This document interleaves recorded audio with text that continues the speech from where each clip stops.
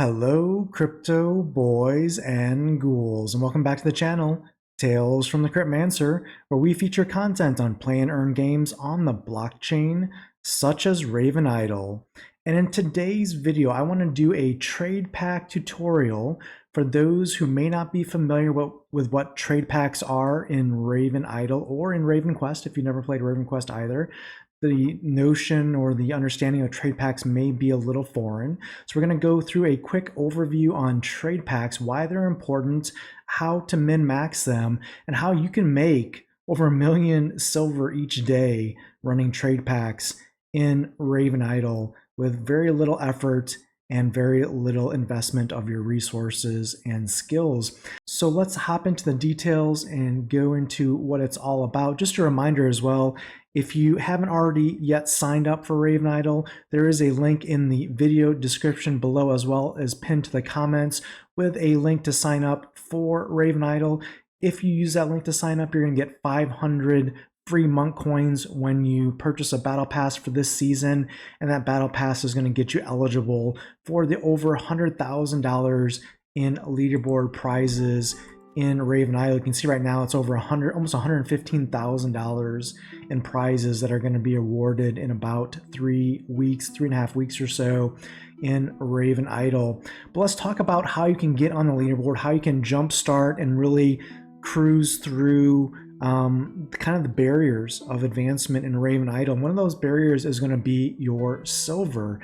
What is silver used for in RavenIdle? Well, certainly it's used for this key point here, which is upgrading your armor and equipment to higher levels through infusion. It's going to take silver. For example, if I want to take this bow here, which is a T2, and get it from Ascendant to, let's say, Heroic here, by doing so, you know, it's going to add, going to Heroic, for example, is going to give me +6 attack power to do this. If I infuse this bow, going from 24 to 30 on attack power, which is huge, and this is only a T2 weapon, by the way, and it's going to give me going from 12 wisdom to 16 wisdom, so it's going to give me an extra 4 wisdom.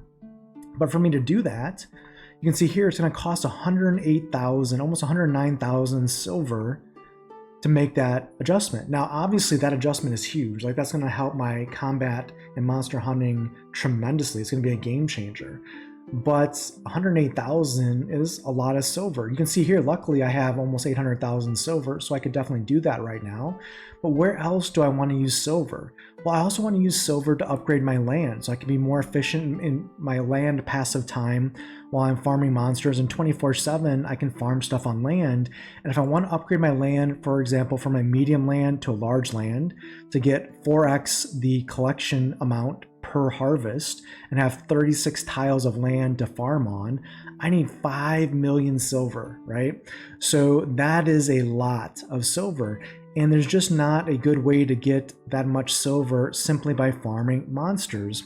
And because you can't sell items in the game, well, how else are you going to get that amount of silver to be able to effectively infuse your equipment, your weapons, your armor to heroic levels? Get your land up to large lands or higher, right? Well, you need a way to do that, and the way to do that is through trade packs. Let's talk about trade packs, what it is. Well, basically a trade pack is what you do is you create or craft a trade pack using things that you either farm on land or craft or get from monsters. You create these trade packs and then you deliver them as goods, kind of like an Amazon or a DoorDash delivery service to other parts of the land of RavenQuest here. And by doing so, you're going to get silver for your efforts in doing so. So we can see here there's different types of trade packs you can create. A lot of them use farming ingredients to be able to do, but what I want to talk about is the basic trade packs, how you can min-max trade packs early on in the game and do monster hunting pretty much 24/7 and not impact you negatively. Basically, the two things you're going to want to look at, one is a kindling kit here, which is simply small logs and cotton. Both small logs and cotton you can farm on your land. You can see that's what I'm actually doing on land right now. I I have fir trees that produce small logs every 8 hours, and I have cotton trees that produce cotton every 4.5 hours. So my land would create everything I need to craft this particular kindling kit item for trade pack purposes just while I'm hunting monsters throughout the day, which is great. The other thing to look at is crafting basics. Crafting basics, you can see here, needs small logs, which I can farm on land, but it also takes hide, which I can farm while hunting monsters. So again, here I'm not spending any downtime having to farm multiple things on my land, like a piece of corn here, an apple here, or whatever there, chickens or what have you. I can just simplify my land farming very easily, and I can use resources from monster hunting here. So I'm never having downtime to gather items, never having downtime to wait for land to harvest items. It's very straightforward. So now that we've kind of isolated what we want to focus on from an initial trade pack perspective, I'm going to walk you through the optimal kind of trade pack process, right? The first thing you want to look at is upgrading your wagon. You basically start with 2 trade pack slots or bags here in your basic wagon. Once you unlock trade packs, you can upgrade that, and you can see previously what I had to unlock to get 3 slots for my wagon came from both the crafting session or sections of blacksmithing and carpentry. From carpentry, to get the 3rd trade pack spot open, you need 2 common wheels, which require rough plank wood and some nails, and then you needed the common plate, the small wagon container here, which is more rough plank woods and a common plate. You can see here the max level of carpentry I need to create these items is level 10, which is fairly easy to get to early on in the game. And from blacksmithing, again, I needed to create nails, which are level 2, and a common plate, which is level 4. So I only need level 4 in blacksmithing. That really literally takes only maybe like 20 minutes to do. So this is very easy to do. You just mine some, for example, copper to get the common plate, and that'll level up your blacksmithing to the recommended levels. And then very easily, we did this on stream to get that 3rd trade pack wagon slot upgrade unlocked. It took literally, I want to say on stream, like maximum a half hour to do that, to build that. So not a big deal at all. So now once you've unlocked that 3rd spot here, you can see I'm in a position where I soon will be able to unlock the 4th spot. Well, let's just say you have 3 spots unlocked. And again, this is a silver sink. To create that 4th slot, it's going to cost 500,000 silver, which again, you need trade packs to get that kind of silver. But what we're going to do is we're going to look at the trade pack demand. The kindling kit is 85%, right? We want to be as close to or above 100% ideally on our trade packs here, demand for global demand, to be able to get the most amount of money. So kindling kit is at 85% currently. I look at the crafting basics, it's at 94%. So I want to use crafting basics for this trade pack run. So what we're going to do is I'm going to stop my monster hunting here. I'm just going to end this. Kill that monster, that's good. All right, so we got our stuff here. We're gonna go back into trade packs. We're gonna craft our in-demand crafting basics trade pack. We're gonna craft 3 of them. You can see it's gonna take 60 hide and 150 small logs. No problem, we have all of that. Let's go ahead and craft that. And actually, before we do that, we're gonna consume energy juice. Energy juice is key because it's going to make your crafting time faster, and it's going to make your trade pack delivery time faster as well. So make sure you have energy juice running anytime you do trade packs. You can see here I've crafted those 3 trade packs, no problem. So I'm going to hit the send trade pack option here. Now this is very important. When you have multiple trade packs, you're going to want to click all 3 of them to select all 3 of them, so you get all the rewards for that. I'm on the left-hand side going to select a starting city, Daruzuak, and then I'm going to select on the right-hand side an ending city. Now you want to have the longest distances between your 2 cities to give you the best returns.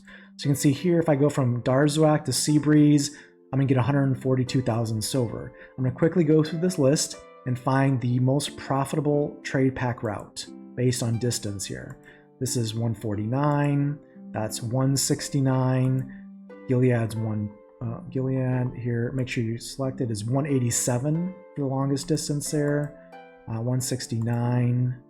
So Gilead's looking to be the best so far, 183 for Glaceford, 189 for Gilead to Carvier, 161, 163, 151, 136, 160. So it looks like it's going to be Gilead to Carvier, 187,000. It looks to be the best option for us. Actually 189 going from Carvier to Gilead, which is the reverse route, which is interesting. It's an extra 2,000 silver. No problem, let's run it. Now, what's interesting to note here, it's gonna cost us 1,500 effort to make this run.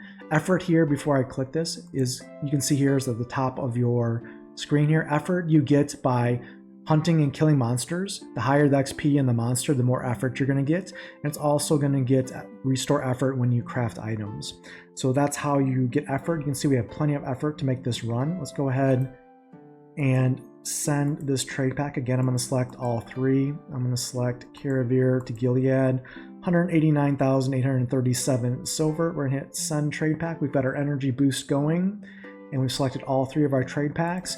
It's gonna take 22 minutes to complete that trade pack run. We're gonna check back in 22 minutes, and then we're gonna have basically 190,000 silver richer at that point in time.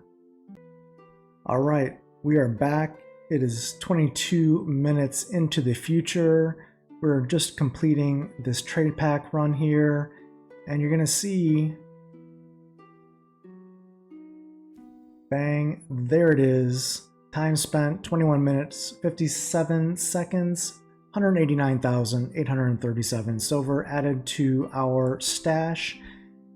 And yeah, we're at 982,000 in silver here in change. We've got our land for our logs coming due in less than 2 hours. We'll rinse and repeat, run that trade pack route again, get another roughly 190,000 silver, or perhaps more depending on the global demand at that point in time for that trade pack. And yeah, it's very easy at the, I would say, beginning stages of the game, early stages of the game, to pretty reasonably, if you wanted to, make 1,000,000 silver or more each day if you focused on trade packs while you're hunting your monsters as well. So definitely take a look at trade packs if you haven't run them. Hopefully this guide has helped provide a path to get you up and running pretty quickly and running these profitable trade packs, which are going to open up things like infusions, like upgraded land, and you'd hopefully never be wanting for silver in RavenIdle moving forward.